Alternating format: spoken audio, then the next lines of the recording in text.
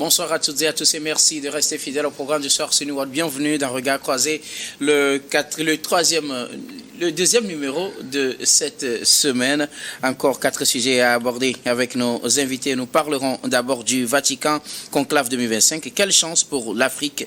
Notre deuxième sujet concerne le Burkina. Le gouvernement annonce avoir déjoué un grand complot préparé depuis Abidjan. Troisième sujet, nous parlerons de la CEDEAO et de ses 50 ans. Les pays de l'AES boycottent l'invitation du président ghanéen. Puis nous terminerons, bien évidemment, par le Togo, célébration de l'indépendance. La DMP préfère manifester. Et pour en parler ce soir, 2 invités sur ce plateau. Avec moi, Horus Donkovi, vous êtes activiste panafricain. Bonsoir Horus et bienvenue. Bonsoir Guillaume, bonsoir à tous ceux qui nous suivent, c'est un plaisir. Merci beaucoup à vous Horus d'avoir répondu à notre invitation. Un plaisir partagé. Notre deuxième invité, Sana Veuel Sadjurichou, vous êtes analyste politique. Bonsoir Sana et bienvenue. Bonsoir et très content de retrouver Horus en face de moi. Merci à vous tous d'avoir répondu à notre invitation. Avec vous, nous allons aborder notre premier sujet. Nous prenons la direction du Vatican pour parler du conclave qui s'ouvrira bientôt pour désigner le successeur du pape François qui est décédé ce lundi. Alors, depuis peut-être pour les Africains auraient espéré avoir pour l'histoire au moins un pape issu du continent africain, un pape noir pour l'histoire. Est-ce qu'au regard des changements qu'on a observés avec le magistère du pape François, on peut espérer qu'à l'issue de ces conclaves 2025, on puisse avoir un pape noir? C'est la grande interrogation. Je m'en vais commencer par vous.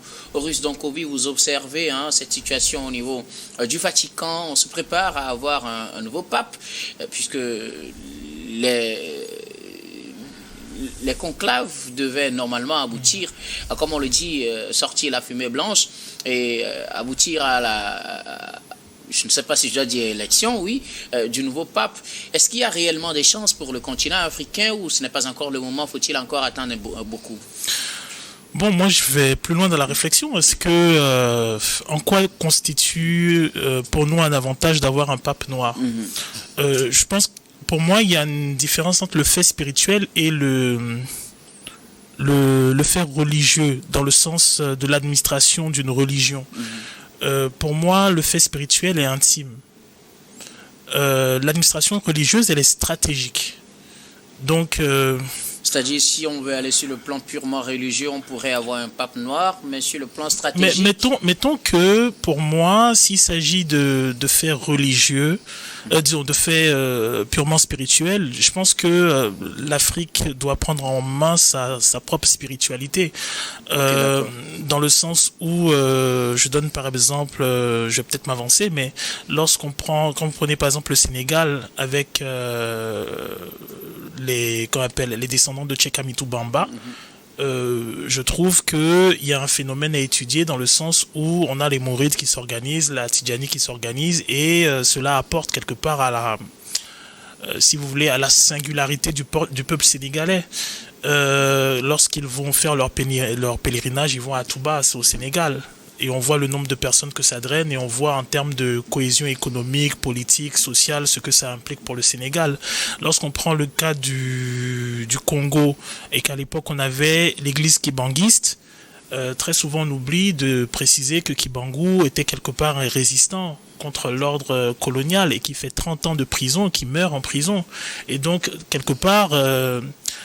même si ça peut être considéré plus ou moins comme un mouvement messianique, l'église kibanguiste, à mon sens, est beaucoup plus identitaire, beaucoup plus source de cohésion, a été beaucoup plus une source de cohésion au Congo plus profitable, en tout cas à mon sens pour le Congolais que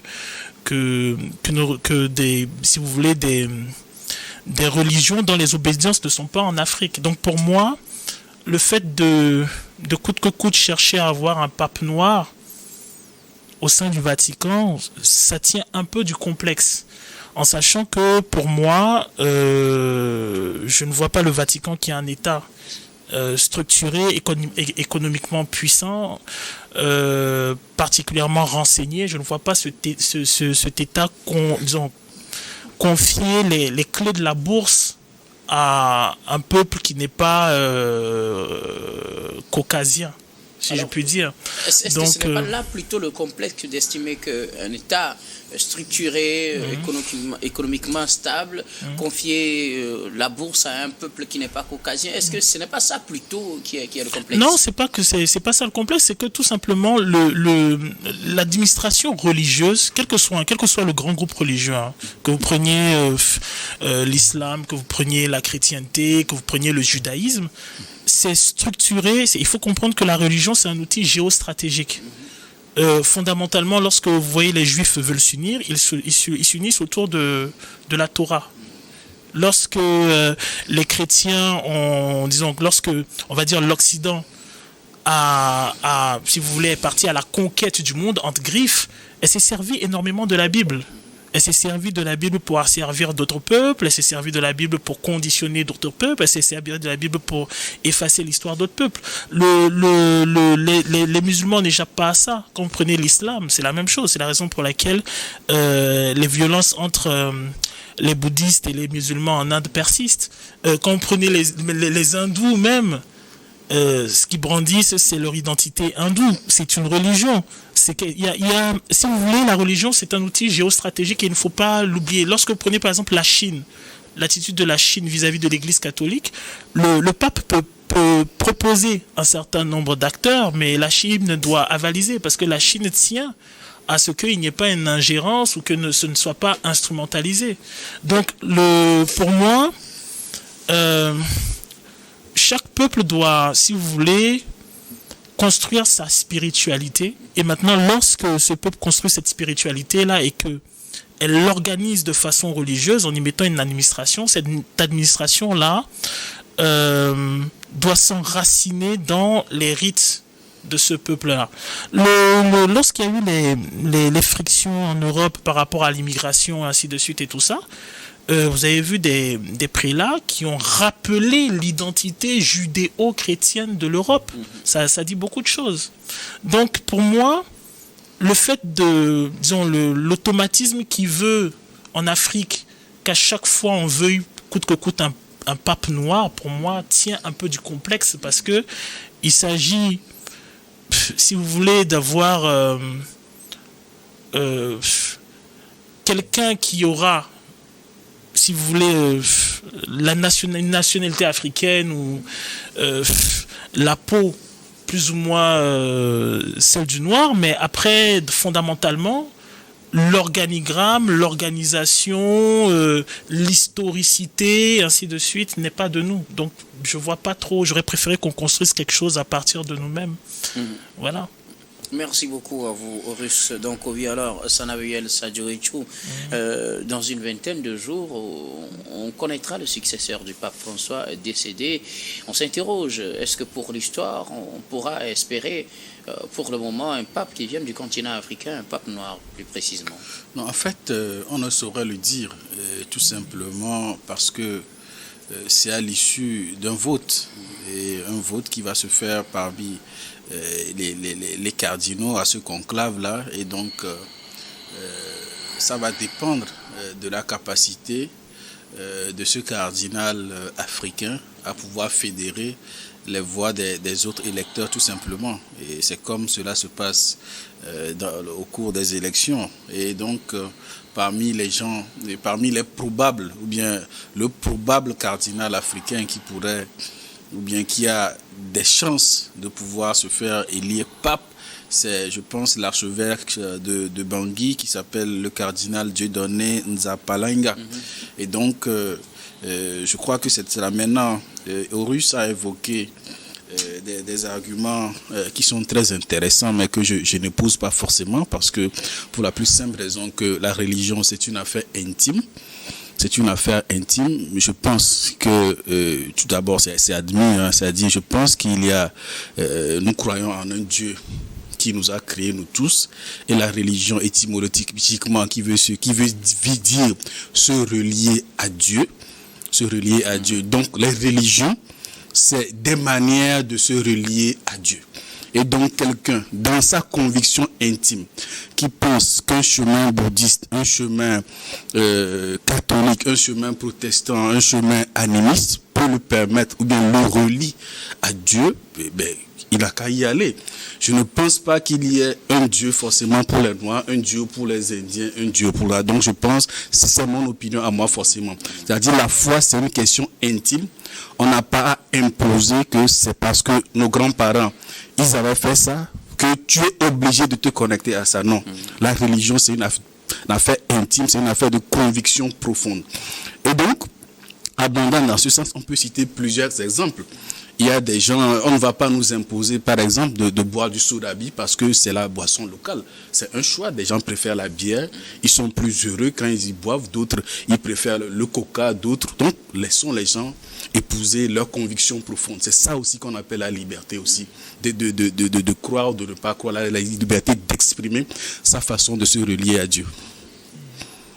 Maintenant, au-delà de ça, est-ce que cette liberté, disons-le, dans la réalité, a poussé plusieurs Africains à épouser la religion chrétienne et plusieurs catholiques en Afrique? Pour le pourcentage, on dit que les cardinaux sur le continent représentent 13%. Est-ce que ça permet en tout cas à ces cardinaux africains de pouvoir voir émerger parmi eux l'un qui sera peut-être le prochain pape, le successeur du pape François, selon vous? C'est sur ce point que je vais dans le sens de Russe. Et quel est l'intérêt de vouloir forcément, ou bien de penser, ou bien de vouloir espérer que cela soit comment on l'appelle, un Africain? Pour quelle raison? Lorsqu'on est nommé pape, on ne vient pas défendre les intérêts d'un continent, ou bien de son peuple d'appartenance. Le pape François n'a pas défendu les intérêts des Brésiliens, ni le pape Benoît XVI, ni les intérêts des Allemands. Le Vatican, c'est un État bien structuré qui fonctionne selon le droit canonique. Donc, il n'y a pas d'élément d'identitaire à insérer ou bien à ingérer dans la manière, dans la gouvernance du Vatican. On va donner l'exemple banal des États-Unis. Les gens ont été vraiment heureux de voir Barack Obama élu, mais c'est sous son mandat qu'il y a beaucoup plus de persécutions envers les Noirs aux États-Unis. Ça veut dire que c'est-à-dire, si c'est juste pour l'histoire, je peux vous dire que l'histoire ne va pas s'arrêter en 2024. En l'an 3000, peut-être qu'il y aura un pape noir. L'histoire ne s'arrête pas aujourd'hui. L'histoire ne s'arrête pas à l'élection du prochain pape. Donc, je pense que c'est vraiment un faux débat que de vouloir forcément exiger ou bien espérer qu'il y ait une représentation, n'est-ce pas, d'un Noir, d'un Africain dans ces instances. C'est de savoir comment fonctionnent ces instances-là et quelles sont les marges de manœuvre que pourrait vraiment avoir un pape noir. Vous prenez par exemple le pape Jean-Paul II. Il a fait des choses extraordinaires en faveur de l'Afrique. Et pourtant, il n'était pas un noir. Et aujourd'hui, on s'accorde à dire que jusqu'à présent, il a été l'un des papes qui a vraiment marqué l'histoire du Vatican, qui a marqué tout le monde. Oui, justement, dans ce sens, quand on est à 266 papes et que jusque-là, on n'a pas encore de Noirs, est-ce que ça ne donne pas raison à des gens comme Russes qui pensent qu'il faut que les Noirs reviennent à leur identité culturelle? Est-ce que ce n'est pas un outil d'exclusion? Non, vous savez, un outil d'exclusion, comment? C'est-à-dire, c'est un vote qui est organisé. Aujourd'hui, ce n'est pas, c'est ce que je dis, c'est-à-dire, ce n'est pas les communautés, c'est-à-dire, ce n'est pas les communautés qu'on vient élire. C'est des gens qui sont capables de conduire l'Église. L'église sur le plan. Non. Je pense, vous savez, ce débat identitaire est un faux débat. C'est-à-dire la religion, le Vatican, l'Église catholique ne fonctionne pas sur ces éléments-là. Lorsque vous commencez par émettre des arguments d'ordre géopolitique, et ça n'a rien à voir avec la manière de fonctionner du Vatican. Alors, ça n'a rien à voir. Ça n'a rien à voir. Pour moi, je fais vraiment le distinguo entre le fait spirituel, c'est-à-dire quand par exemple il parle de son rapport à Dieu. Oui. Le rapport à Dieu, il est personnel. C'est la raison pour laquelle, oui, on est tous chrétiens, mais vous allez voir des adventistes, vous allez voir des témoins de Jéhovah, vous allez voir, et tout ça, vous allez voir des musulmans, des hindous, des shintoïstes, ainsi de suite, et tout le monde dit, bon, il s'agit de mon rapport à Dieu. Donc ça, c'est la personne ou un groupe de personnes par rapport à son rapport à quelque chose, à cette, on va dire, cette entité que tout le monde considère et vénère de par le monde et à qui chacun attribue un nom. Ça, c'est pas un souci. Mais maintenant, mondialement, de façon structurelle, la religion est un outil géostratégique. Alors, je vais donner un exemple. Un exemple banal. Lorsque vous prenez le schisme de l'Église catholique qui a donné le luthérisme, c'est un fait politique. Guerre, persécution, immigration de masse qu'on a retrouvé en partie aux États-Unis. Lorsque vous prenez l'Angleterre avec, comment dirais-je, l'Église anglicane. Mais l'Église anglicane, le schisme, il part tout simplement du refus d'un divorce. Donc c'est pour vous dire que lorsque vous prenez la royauté occidentale, c'est toujours appuyé sur le fait religieux. Alors, donc c'est pour vous dire que... Est-ce que ça explique le fait que vous vouliez que les Africains reviennent à leur religion, ou bien c'est carrément autre chose? Alors ce que je dis, mettons que il faut le prendre avec flexibilité. Effectivement, je trouve que l'Africain doit enrichir sa propre spiritualité. Là où pas à cause d'une exclusion Non, je vais en venir. Là où je le rejoins de façon subtile, c'est quoi? C'est que la spiritualité africaine aussi, il faut avoir l'honnêteté de reconnaître, c'est qu'un certain nombre de nos rites ont subi 500 ans de violence. Donc, entre la traite musulmane, la traite négrière, le colonialisme et ainsi de suite et tout ça, vous verrez actuellement dans les rites que les gens récupèrent beaucoup de choses qui en réalité ne sont pas de nous et ont été travesties. Donc, c'est tout à fait normal qu'un certain nombre de personnes soient réfractaires à retourner en arrière. Mais maintenant, si on ne peut retourner en arrière, il faut pouvoir créer autre chose dans laquelle on se reconnaît et qu'on puisse tenir à vous tous. Au bout des doigts. Merci beaucoup. Nous allons marquer la première pause, puis on reviendra tout à l'heure pour la suite de cette émission.